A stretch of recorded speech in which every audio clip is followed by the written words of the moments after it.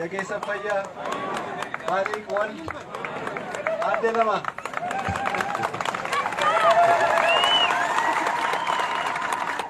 እና የዛን ጊዜ ያው እንደሚታወቀው ሌሎች ቦታዎች ላይ ፈጣን አልነበረም። ይሄ አካባቢ ቀድሞ ወረዳ ሆኗል። ቀድሞ እድገቱን አረጋግጧል። መንገድ አልነበረውም። አሁን እንደሚባለው ልጆንም ለማቋረጥ ድልድይ አልነበረም። በዚህ በኩል በዝዋይ በኩል ለመውጣት ውሃ አቋርጦ በርካታ ሰው በላንድ ሮቨር ነበር የሚሄደው። መንገድ አልነበረም።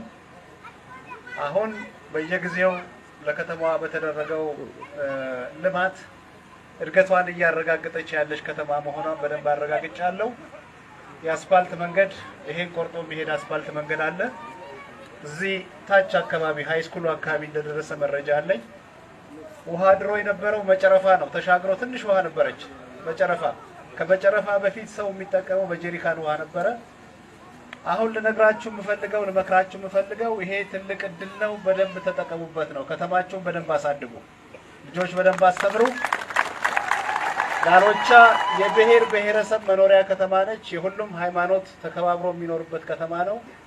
ይሄን ፍቅራችሁን ያዝልቅላችሁ። ለአካባቢው ማህበረሰብ ጠንክራችሁ እንድትሰሩ አሳስባለሁ። በሁሉም ነገር በርቱ። በሁሉም ልማት በሚባል ነገር በሙሉ በርትታችሁ መስራት ነው።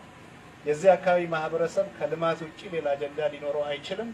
ሁልጊዜ ልማት ነው። ከአስተዳደሮች ጋር በመነጋገር በመመካከር ከወጣቶች ጋር ስሩ።